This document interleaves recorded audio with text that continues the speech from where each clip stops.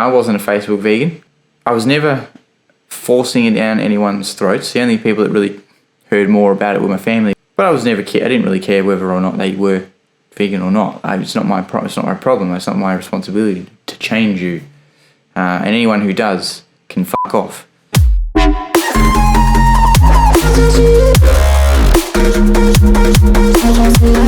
Welcome everyone. Welcome to another episode of the Jesse Dawson Podcast. Me again, Jesse Dawson. Let's dive in. So what are we going to be talking about today? We're going to be discussing it's a what I learned episode. So we're going to be discussing something that I learned from something or someone or an event or something I've done, and go into detail into that and little things I've pulled out of that. So what are we going to be discussing? We're going to be discussing what I have learned as a vegan.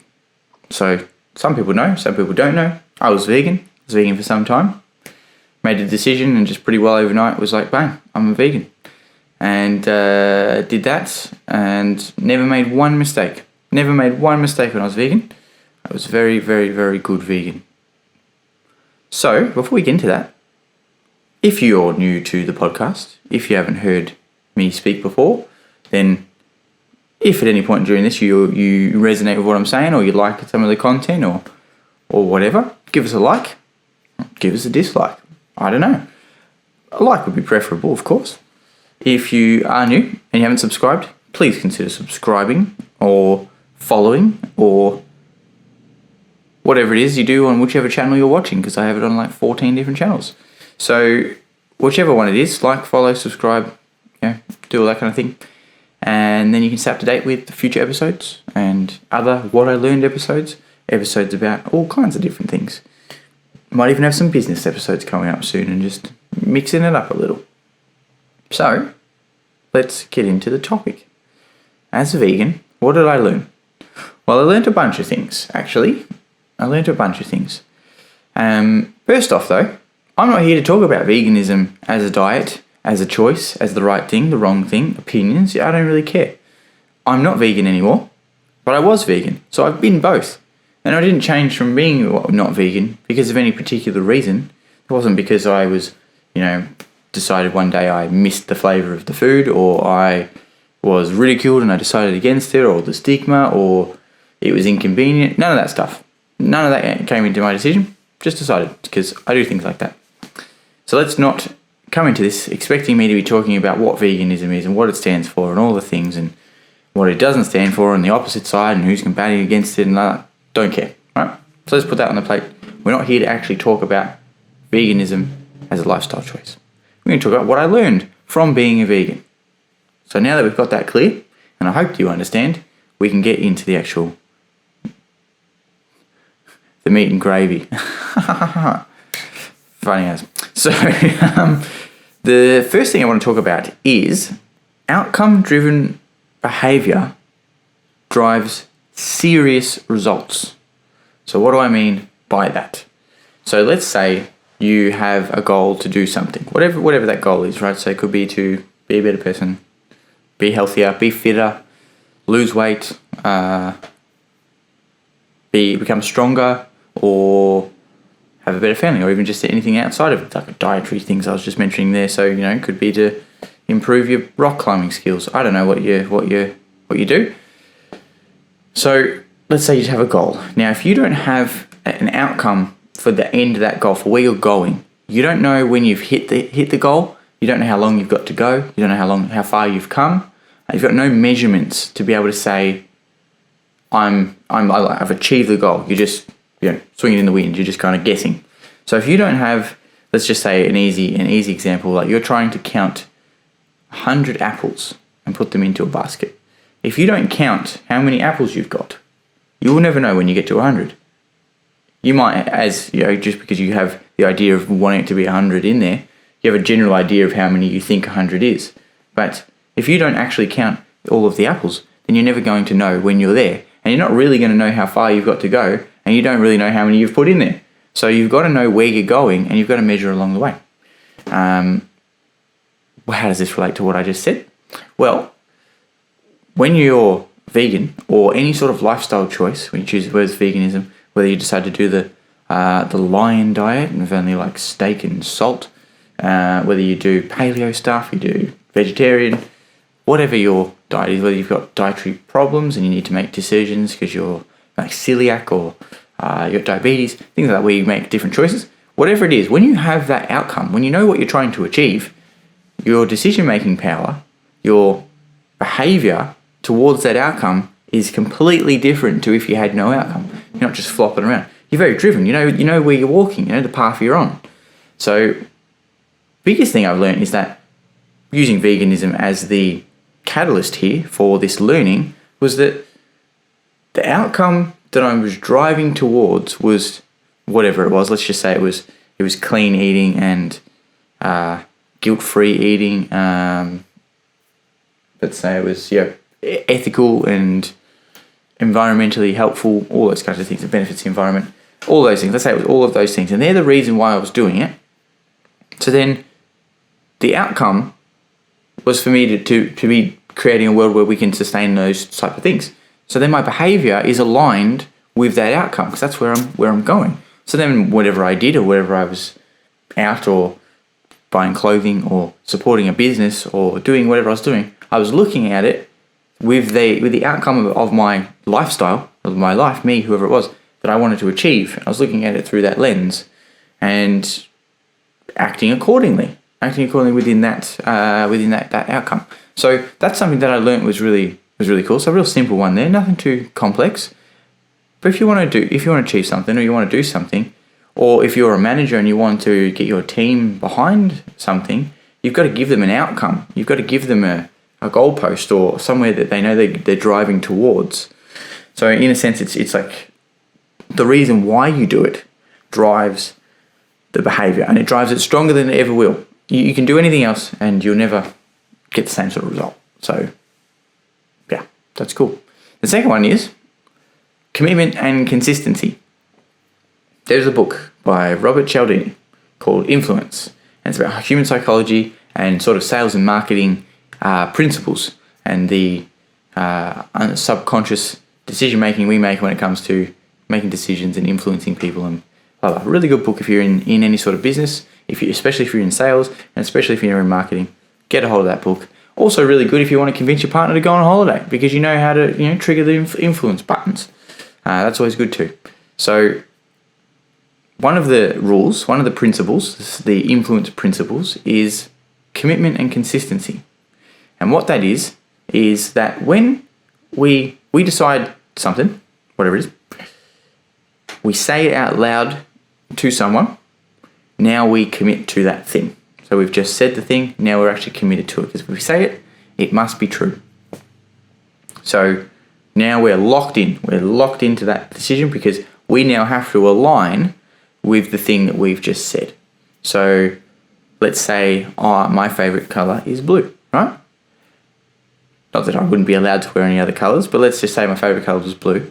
If later on I was caught out saying that my favourite colour was green or purple, then that means I'm not being consistent. I'm not being congruent, so I'm less trustworthy as a person. So I have to align with what I've said, being my favourite colour is blue, which it isn't my favourite colour, but just for this example, I would have to align with that. I would have to align with that thing. Like, what would be, like my favourite music is this. Now that I've said it, I must align with that thing.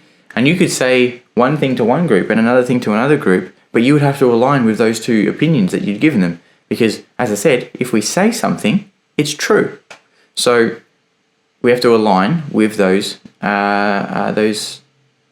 truths that we've said. So to give you a story as an example, in the book, I'm pretty sure I'm gonna paraphrase this and butcher the hell out of it. But anyways, they had this neighborhood that they cold called them and asked them for a survey, and I'm sure a bunch of people said no to the survey, but they got a few answers in there, and they called this whole community and asked them if they were they did a door knocking survey, something like that. Either way, they did something. They asked them if you take care of your neighborhood or something like that, and they had a majority vote, and that was okay. And they observed the community for a period of time. Then they sent out the call and asked them if they thought they were a good person and in their community or something like that. And then over the phone, that person then had to agree that they were a good person within their community. and then they observed the community again over however long it was, and they looked at the difference between when they just did a survey and found out what the results were to when they asked them if they were a good person within their community and then did the survey again. Something like that, right? I really butchered the hell out of that, but you get the point. They looked at it before and they looked at it after, and the only variable was they called them and asked them if they were a good person, and the people on the phone, most of the people said, yes, I am a good member of my community, because why would they say no, right?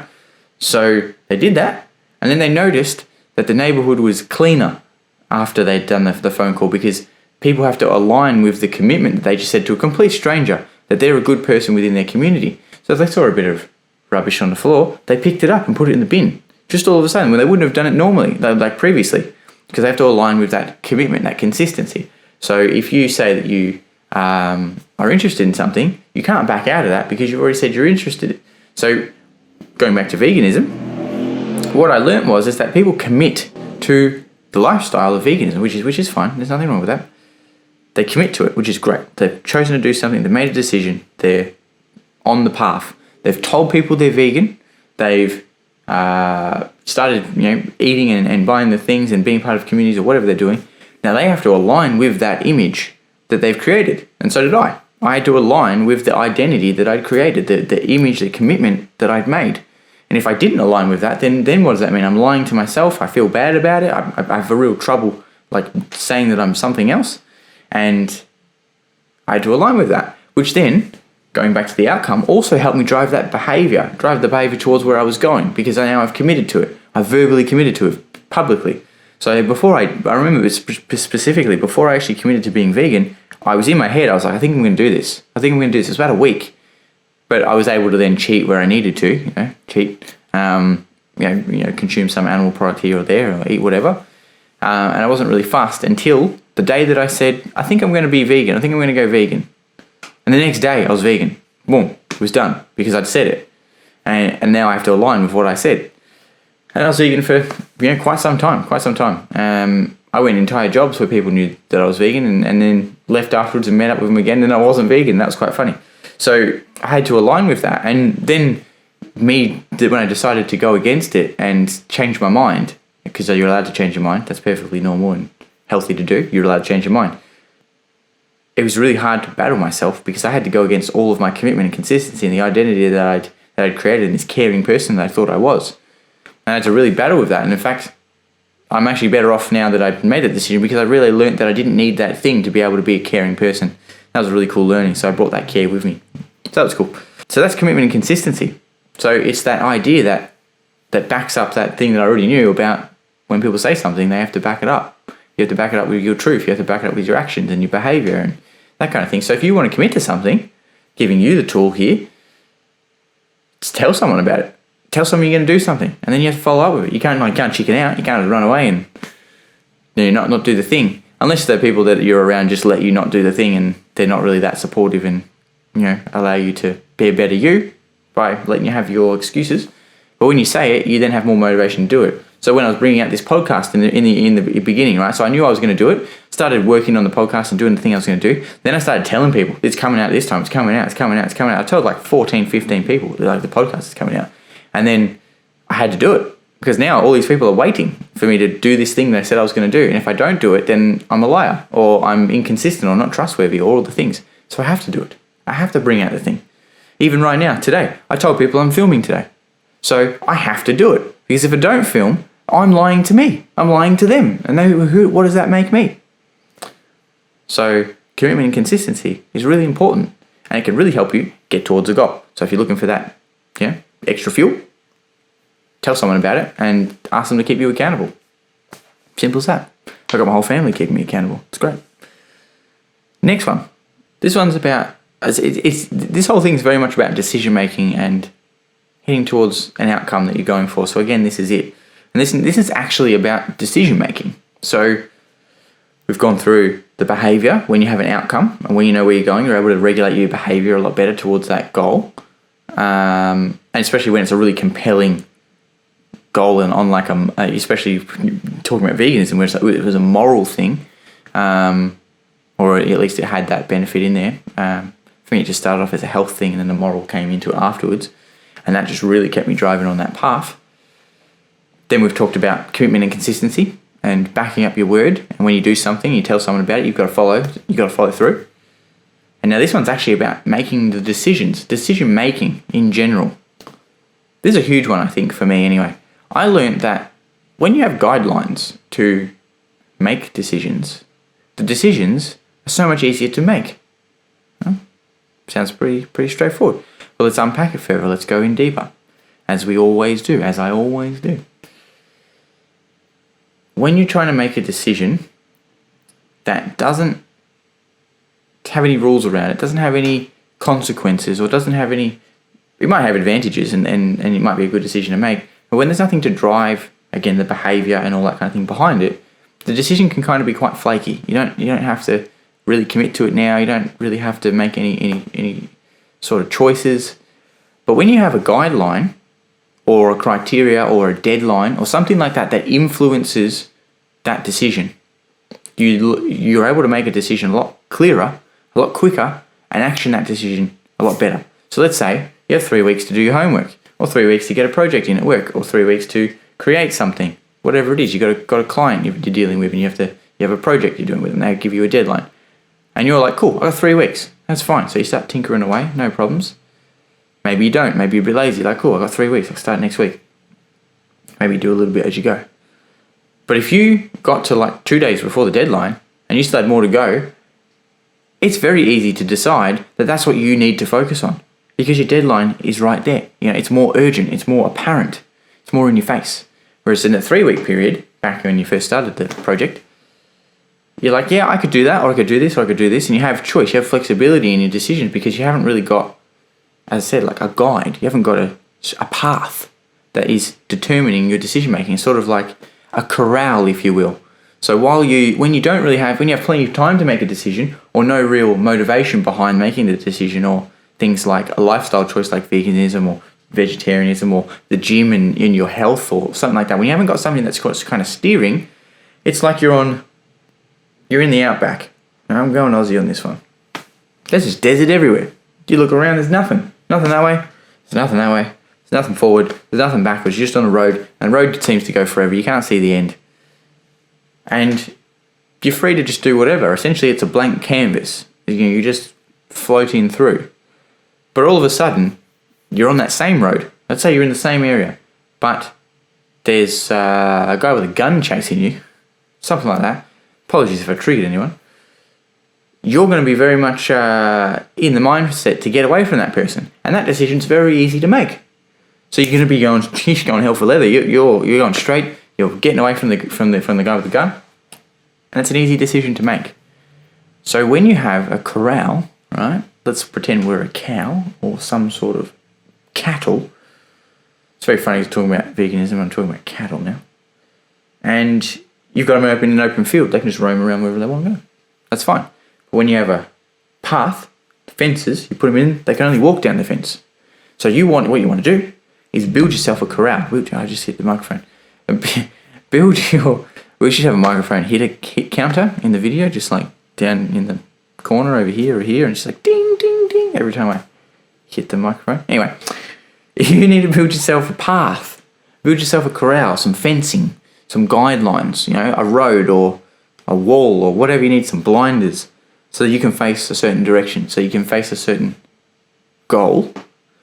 Tell someone about the goal so that you're committed, essentially putting up the fence that you have to commit to. And then your decision making when it comes to the thing becomes really easy because you just look forward and you're like, oh, that's where I've got to go. Something comes along in your world and the answer is like, do I take it or do I not? And if you look down your corral, your road, your fences, your whatever, your tunnel, your canal, naming things off here, and you look down that and you can't see the thing that's, come as an opportunity, then the answer is no. And you keep on rocking on. So with veganism, tying this in so you can see what I'm talking about, how I linked it, the decision to eat meat or the decision to eat animal product or the decision to support a business that created animal cruelty or how was deforesting, is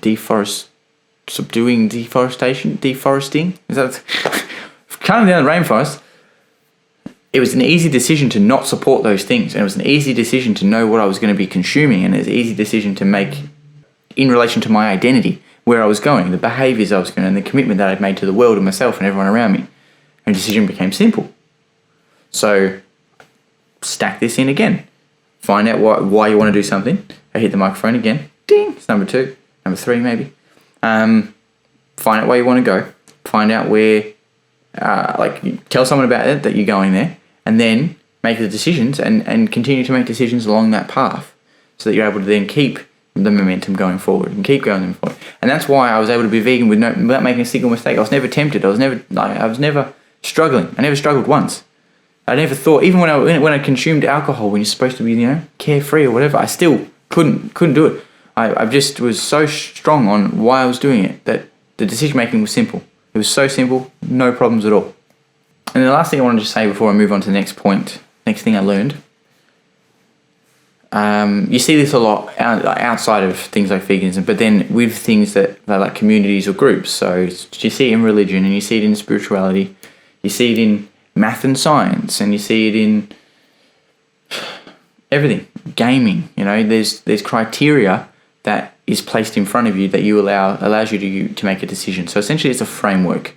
You make a framework up that allows you to make decisions, allow you to filter things that come up to you in your world through the lens of this criteria, this framework. It filters through the framework, and if it makes it through the other side, then it's suitable and it can be an option. And if it doesn't, then it's not. So it's a really good idea to make yourself a framework around where you want to go and who you want to be, and filter your decisions through that framework. Trust that makes sense. So yes, the next thing I learned a lot. I learned a lot from being vegan. I actually learned heaps, and there's even so much more that I learned that I'm not even putting in this video. I'm not going to sit here for 4 hours and tell you everything I learned for over the entire time I was vegan. But these are just the real key, hard-hitting points that are really useful everywhere else too. The interesting thing that I learned was, if we use Tony Robbins's core needs, on that list is a thing called significance. And significance is feeling significant, doing something that creates significance in our life, feeling like we matter and that we're worth something, that kind of thing, right? Look up his model. He'll explain it a lot better than I can, just off the top of my head. I found that I was able to give myself extreme amount of significance, like huge amount of significance by being vegan, because it gave me a purpose, gave me a reason to, like, something that I could get myself behind, gave me meaning, but also gave me significance in the fact that I felt like I was part of something. I was part of a community or part of a movement, if you will. But it also allowed me to get significance in all kinds of other ways as well. Now, I wasn't a Facebook vegan, because if you look on Facebook, there's actually nothing on there. I think I shared maybe one video one time, and it was more of a marketing video than anything. I was never forcing it down anyone's throats. The only people that really heard more about it were my family, because I was actually able to just talk to them about it. Sometimes I give them shit just for a bunch of fun. But I didn't really care whether or not they were vegan or not. It's not my problem. It's not my responsibility to change you. And anyone who does can fuck off. So I see people online doing a lot of that, and that's where they get significance from. So I see a lot of people that, sure, they're really good marketers. They've got really good content. And at the end of the day, anyone that you see discussing these problems and these issues that they believe are dire straits are really good marketers. They're really good at conveying a message to get people's attention and conveying it in a certain way that it's interesting to watch, or maybe they're able to debate their points to the point where they can out-debate other people. But they only ever show you the ones they win, They never show you the ones that they get absolutely destroyed in, because at the end of the day, if no one cares, no one cares. But back to my point, I got significance from it, and so do other people who are vegan or vegetarian or paleo or go to the gym a lot or whatever it is. And it can be really really resourceful significance in the fact that I'm feeling good and I'm giving that to myself, and that's self-care, and that I'm, as I said, part of something that's bigger than me and that has meaning and that's powerful and potentially changing the world, all those things, right? And that felt great. And then there's the toxic side of significance, where it's, hounding people down on the street and making people feel bad for their decisions and guilting them in certain things and making fun of them and feeling superior and all that stuff, right?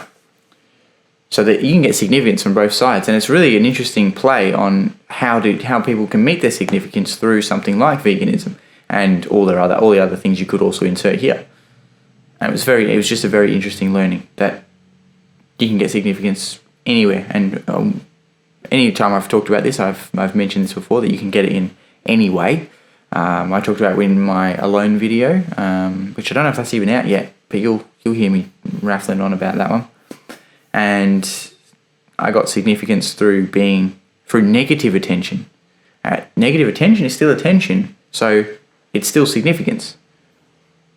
So interesting to learn is all. So what can you take from that? Find something in your life that allows you to have meaning, allows you to be part of something that's bigger than you, and you'll find that you'll feel significance for it because it gives you a sense of progress and that you matter because you're part of something. So go and do that. And the most interesting thing out of all of these things, right, all those things are really good to implement into your life. Now this one here, not so much, it's just an observation. But the most interesting thing that I learned was how supportive people are when you're around the right people, because there's plenty of people that would call me an idiot, and still do. So go ahead, call me an idiot. The power of support from people around you is huge when making a decision. When it's huge when doing something new, especially. So I was quite nervous about saying it, but I was so driven by it that I didn't care in the end, and I was just like, look, this is what I'm doing.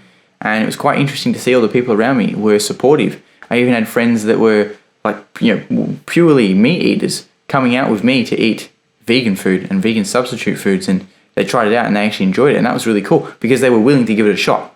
And that's really interesting as how supportive people were. I had very minimal negative comments. Like, of course, there's jokes and stuff as you do, because when you're friends with people, you can have a lend of them, if you will, because that's endearment, and as long as you're not actually attacking them and they know that you're joking around and they can do it back to you and you can do it to them, then it's all fine. And there was always jokes, and I was always making jokes of myself too, because I believe you can joke about anything within context. And I would always be bringing up stuff every time something would go wrong. Say I dropped something or something like that, I'm like, it's because I'm vegan, and everyone would laugh because it's so funny. It's so funny, even though I knew it absolutely wasn't. It was just so irreverent, so silly.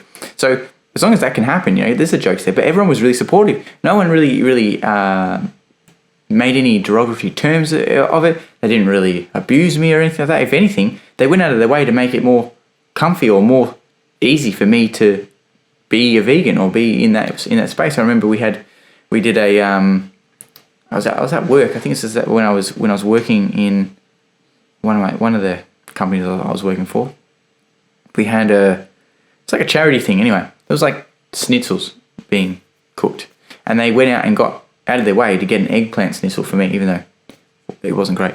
But they did that, and it was really cool to see that they had accommodated. And it wasn't because I was trying to control them. I didn't ask them to do it. I would have just gone without or brought my own food. I was fine. Because that's a decision that I made. I go into this thing knowing that I'm going to have to provide for me most of the time.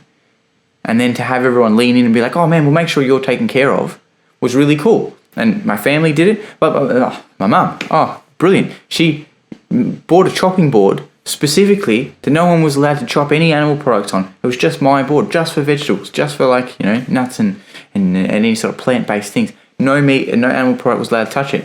And I was like, didn't have to do that.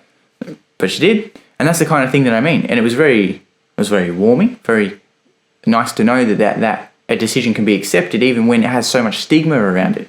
And that people that really care about you, or the people that really are friends, they will support you no matter what. So it's really cool learning. So if that helps you, then great. And lastly, I learned that about connection.